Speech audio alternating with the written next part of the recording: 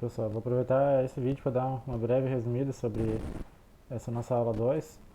É, a primeira gravação que eu tentei fazer sobre essa parte que está escrita, ela deu problema na hora de salvar, então eu vou dar uma breve resumida. Nós falamos sobre tautologia, contradição e contingência. Uma proposição composta, ela é chamada de tautologia, se ela sempre pode assumir valores lógicos que são verdadeiros. Contradição se assume valores lógicos falsos e pode ser chamado de contingência se tanto pode assumir como valores lógicos verdadeiros ou falsos. Daí nós podemos analisar um exemplo para verificar esses conceitos. O primeiro deles é do tipo P ou não P. Essa proposição ela pode ser analisada como verdadeira. Por quê? Porque ou acontece alguma coisa ou acontece o oposto dela. Isso sempre vai acontecer. Então ela é sempre verdadeira.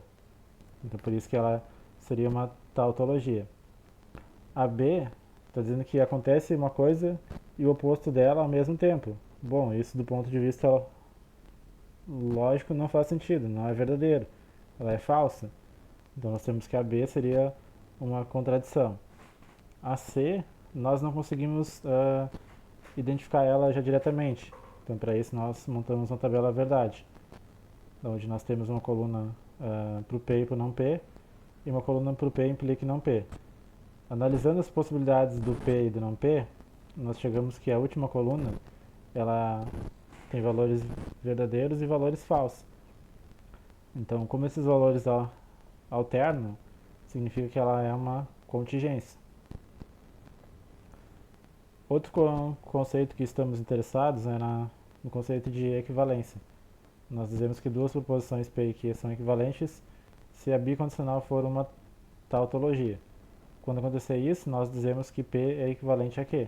Vamos usar essa notação aqui, que está aparecendo em destaque em azul. Um exemplo seria verificar as seguintes equivalências, que a negação do P e Q é equivalente a negar o P ou negar o Q, e a negação do ou é equivalente a negar o P e negar o Q. Ou seja, a negação do E é o ou e a negação do ou é o E. Essas duas equivalências elas são conhecidas como leis de De Morgan, certo? Para verificar elas, nós temos que comparar cada uma com a nossa definição e temos que identificar quem é o P e quem é o nosso Q, certo? Então, é isso que temos que fazer. Então, o nosso P aqui seria o nosso não P e Q. O nosso Q seria a nossa disjunção, tá? Então, é isso que a gente tem. O P seria o não P e Q e o Q seria a nossa disjunção. Nós temos que verificar, então, se essa bicondicional é uma tautologia.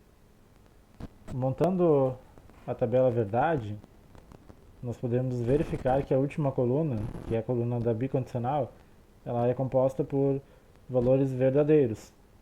Todos são verdadeiros. Então isso quer dizer que, de fato, essa bicondicional é uma tautologia. Então se ela é uma tautologia, significa que essas proposições são equivalentes, certo? Então, ou a última coluna tem só valores verdadeiros, ou ela tem só valores falsos. Se tiver alternância entre valores verdadeiros e falsos, então ela é uma contingência. A B, vocês podem fazer ela como exercício. A ideia vai ser a mesma da A. Vocês montam uma tabela e verificam a última coluna, que é a coluna da bicondicional. E nela deve ter só valores verdadeiros ou só valores falsos. Nós podemos usar essas leis de De Morgan para achar negação de frases. Daí nós podemos achar de modo preciso qual que é a negação de uma dada frase. Por exemplo, João é gremista ou é colorado e hoje está chovendo e está frio. Na A, vamos identificar o P como sendo João é gremista e o Q como sendo é colorado. A nossa frase fica da forma P ou Q. Nós vamos querer negar o P ou Q. Pelas leis de De Morgan, negar o ou é equivalente a negar o P e negar o Q, certo? Então, a negação da nossa frase fica João não é gremista e não é colorado. No nosso segundo exemplo, nós identificamos o P como sendo hoje está chovendo e o Q como está frio. Então a nossa frase inicial fica P e Q. Nós queremos a negação do P e Q. Pelas leis de De Morgan, negar o P e Q é equivalente a negar o P ou negar o Q. Daí a frase fica então, hoje não está chovendo ou não está frio. Outros dois conceitos que estamos interessados em estudar são os conceitos de predicados e quantificadores. Para estudar a parte de predicados, nós vamos analisar inicialmente a seguinte sentença: x é maior que 3. Analisando ela, nós podemos identificar duas partes. Uma parte que é a variável, que é conhecida como sujeito, e a segunda parte, que é o é maior que 3, é conhecido como predicado. Esse predicado ele refere-se à propriedade que o sujeito pode ter, que nesse caso é ser maior que 3. E nós podemos representar a declaração x maior que 3 pela notação P de x, onde o P é usado para indicar o predicado ou a propriedade da variável x. Então, por exemplo, vamos supor que o P de x seja a declaração x maior que 3. Nós vamos querer saber o valor verdade do P de 4 e do P de 2. Para analisar o valor de P de 4, nós vamos substituir o x igual a 4 lá na nossa proposição x maior que 3. E vamos ficar com a proposição 4 maior que 3, que nós sabemos que é verdadeira. Ela sendo verdadeira, então a proposição P de 4 é verdadeira. Isso já não acontece com a nossa P de 2, porque nós temos que 2 é menor que 3, então é falso afirmar que 2 é maior que 3. Então P de 2 é falso. Esse exemplo, então, ele mostra que o P de x depende do valor x. Então, dependendo do nosso x, ou o P de x pode ser verdadeiro ou pode ser falso, certo? E todas as possibilidades que x pode assumir é conhecido como conjunto universo ou domínio da variável. Para entender um pouco melhor isso, vamos considerar o seguinte exemplo. Vamos supor que o P de x seja a declaração x maior que zero. E vamos querer saber qual é o valor verdade de P de x se x é um inteiro negativo. Nesse caso, o nosso conjunto universo da variável x, ou o nosso domínio, são todos os x que são menores que zero e são inteiros. Ou seja, são todos os x que estão no z- com asterisco. Essa notação aqui pode dizer que são todos inteiros que são negativos, excluindo o zero. Se o x está nesse conjunto, então ele é menor que zero. Então a propriedade dele ser maior que zero é falsa. Se nós olharmos para o conjunto dos inteiros positivos, essa propriedade é verdadeira. E se nós olharmos para todos os inteiros, pode ser verdadeira ou pode ser falsa. Depende do valor que o x ele vai assumir. Outro conceito então que nós estamos interessados em estudar é a parte de quantificadores. Existem dois que são bem conhecidos, que é o quantificador universal e o existencial. O universal, ele afirma que P de x tem que ser válida para todos os valores de x do domínio. E nós usamos a notação para todo x P de x, onde esse A virado aqui quer dizer que é o quantificador universal. Então nós vamos ler aquela simbologia aqui em cima, para todo x P de x, ou todo x satisfaz P de x, satisfaz a propriedade P de x.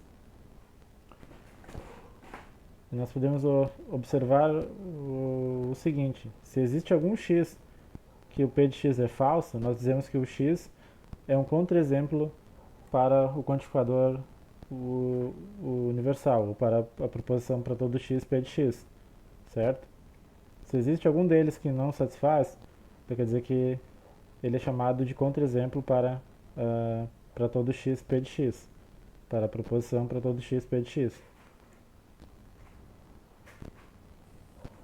Então, vejamos um exemplo para ficar mais claro. E nós vamos analisar a declaração x mais 1 maior que x. E nós queremos saber qual é o valor verdade da quantificação para todo x p de x, onde o domínio é todos os números reais, certo? Nós queremos saber se para todo número real, se todo número real satisfaz o fato de somar mais um e ser maior que ele mesmo. Então, isso vai ser verdadeiro, porque o 1 ele é sempre maior que zero. Então, se nós somarmos x em ambos os lados, nós vamos ter que x mais 1 vai ser maior que x, e isso vale para todo x dos reais. Como vale então para todo x dos reais, nós temos que a declaração para todo x p de x é verdadeira. Ou seja, para todo x vale essa desigualdade. Então, uma outra definição que estamos interessados em estudar é a parte de quantificação existencial. Ela afirma que existe um elemento x no domínio tal que satisfaz p de x. E nós usamos essa simbologia, onde esse e virado aqui é chamado de quantificador existencial. E nós podemos ler essa simbologia aqui de cima como sendo existe x p de x, ou existe x que satisfaz p de x, certo? Então vamos dar uma treinada no seguinte exemplo. Vamos supor que p de x seja a expressão x maior que 3. Nós vamos querer saber qual é o valor verdade da quantificação existe x p de x, onde o x está nos reais. Será que é verdade que existe algum valor de x dos reais que é maior que 3? É isso que significa a propriedade p de x. Bom, de fato, existem infinitos números que são maiores que 3 quando nós olhamos para os reais. Um exemplo seria o 4, certo? Então, para ele, a propriedade é verdadeira. Como existe pelo menos um em que a propriedade é verdadeira, nós dizemos então que o existe x p de x é verdadeiro, certo? Não precisa ser verdadeiro para todos, basta que seja para apenas um. Ou basta que seja para pelo menos um.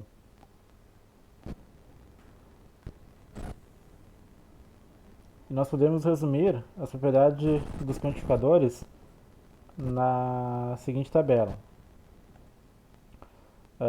Vamos olhar para a sentença para todo x p de x, certo? Quando que ela é verdadeira? Ela é verdadeira para todos os valores de x, certo? E vai ser falsa se existe algum valor de x que não satisfaz ela. Agora, olhando para a sentença existe x p de x. Quando que ela é verdadeira? Quando existe algum x que satisfaz ela. E quando ela é falsa, quando nenhum x satisfaz ela. Ou seja, quando para todo x ela é falsa. Quando para todo x ela não é satisfeita.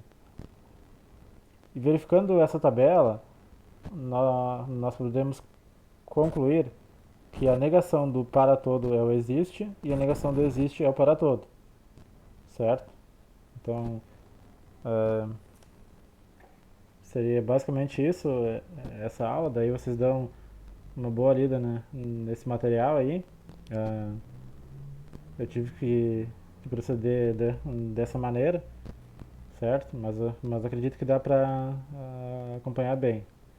Daí logo mais, talvez até amanhã, eu mande uma lista para vocês. Então era isso.